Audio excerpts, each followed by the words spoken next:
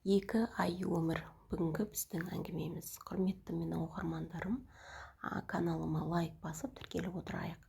Қаладағы әжептәуір құрылыс компаниясының директоры 40-тың қырқасына іліккен есеттен жаман ауру табылды.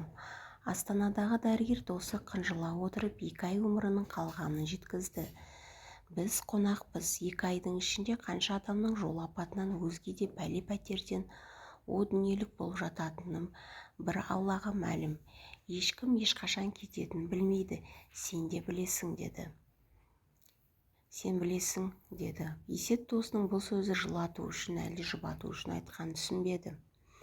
Қаралы хабарды сабырмен тыңдаған ол аэропортта досының қолын қысып тұрып бұл хабарды құпия қалуын өтінді. Ұшақтан түскен бойдан күтіп алған шопырымен құмырсқаның илеуінде қыз қайнап жататын кеңсесіне емес әке-шешесінің басына барып қайтты. Мазалай берген соң ұялы телефонын өшіріп тастады. Өзіне сұраулы көзбен қараған шопырға ағасының адресін айтты.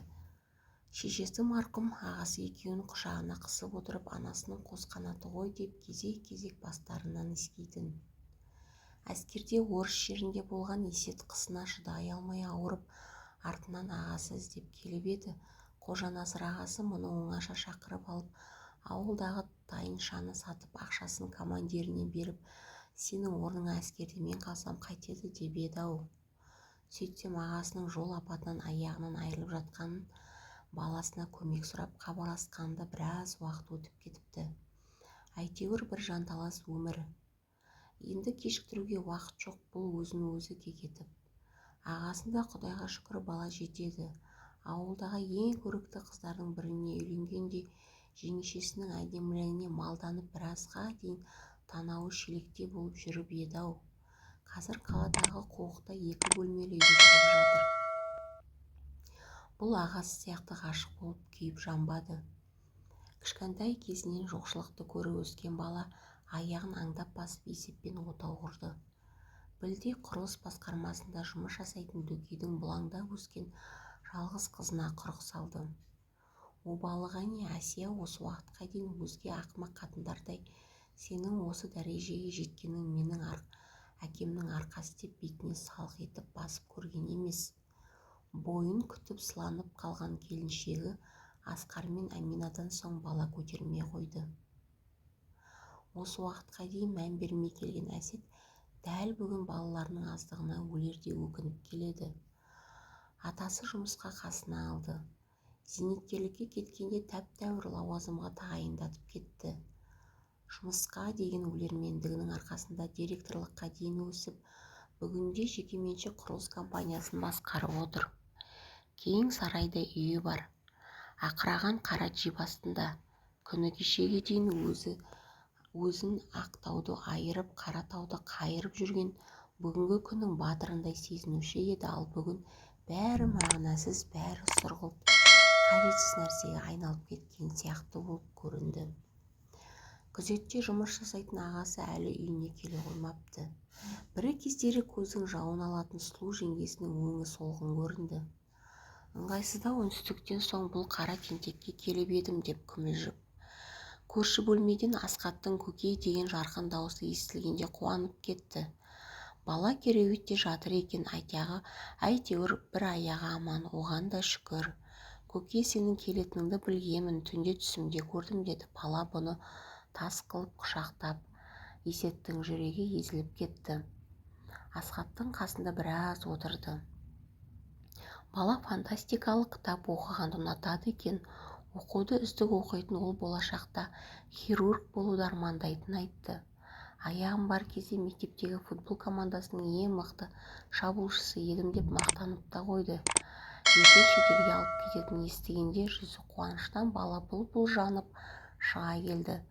Орнынан тұруға оқталғанда қолын қысып, көке, мені еңбектен ақшаңызды аман жүрсем қайтарамын деді нық дауыспен.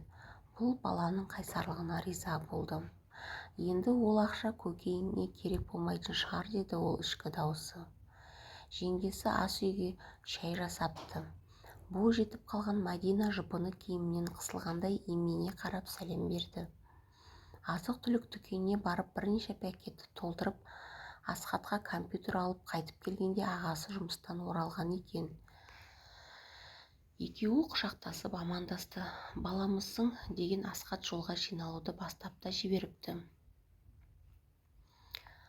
Компьютерді көргенде бала ысқырып жіберді. Кішкентай үйдің іші үбірлі-шүбірлі, балалардың қуанышы үйіне толып кетті. Не алып берсе де қуанбайтын өз балалары есіне түсті. Кетерінде есепшіліктің оқуын қызыл дипломмен бітіріп үйде жұмыссыз жатқан Мадинаға бір уыс ақша ұсынды да бастан аяқ кейін ертеңнен бастап бізде жұмыстасың, қадырға ескертемін, бізге сен сияқты энергиясы көп, білімді де білікті жас маман қажет деп күлімсіреді. Мадинаның қуанғаннан беті қызарып кетті. Рахмет көке, сеніміңізді ақтаймын деген дауысы дірілдеп шықты. Ағасының отбасына қуаныш сыйлағанын өзін керемет бақытты сезінді. Қоштасарда ағасы бір нәрсе сезгендей қапсыра құшақтап тұрып, бәрі жақсы ма деді қамқор үнмен. Кішкентай кезінде көшеден таяқ жеп келгені үшін талай төбелеске түскен ағасының осы жолы дәрменсіз екенін ойлағанда жүрегі сыздады. Жақсы, деді бұл ағасының құшағынан босап жатып. Осы кезде бағанадан бері ләм-мим деп тіл қатпаған жеңгесі таяқ жеген жас баласа өксіп жылады. Өмір бойы тілеуіңді тілеп өтемін. Төрежан деп жылап тұрып қайран жеңгесі. Далаға шыққан соң шопырын босатып жеріп үйіне жаяу тартты. Өзін көптен бері бұлай жеңіл сезінген жоқ еді.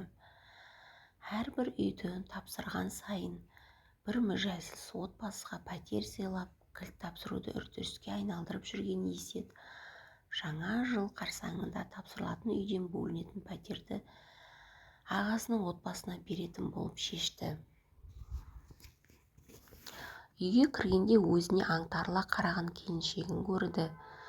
Телефоным да өшіп жатыр, жұмыстан да іздеді, уайымдап деп асыға сөйлеген Әсиясына сабырмен қарап жатын бөлмесіне өтіп кетті. Бүгін жұма екені есіне түсті. Аптаның соңғы күнінде жолдас жігіттермен жел шығарамыз дегенді желеу етіп, отырыс ұйымдастырып көңіл көтеруді әдетке айналдырып еді. Енді мұндай ақымақ тірлікпен айналысуға уақыт жоқ, Есет мырза. Дегенмен ол киімшең диванға қисайды да қалың ұйқыға кетті. 2 айдан соң өзінен табылған жаман аурудың өзі түгілі ізін көре алмай, дәрігерлерден айран асыр қалатын ұйқыға да Есетке де беймәлім еді.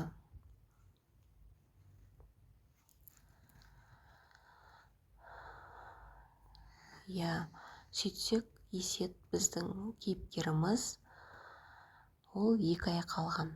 Өзінен жаман ауруы да өзімен бірге өзімен өзі жоғалып кеткені. Ол Алладан келген бір ғажап екен. Яғни бұл аурудың барлығы сол банағы садақамен кеткеніне деп ойлаймын. Менің өз ойым. Әңгіменің соңында мен де жас балаша қуандым. Өйткені адам ауырғанда ол бірталай көп көмектесіп, садақа беріп, өзінің жаман ауруын сол садақамен бірге кетіп қалған. Кейін түсінгенде болды. Менімен бірге соңына дейін тыңдағандарыңыз үшін рахмет. Арнама лайк басып, тіркеліп отырыңыздар. Келесі әңгімемізде жолыққанша.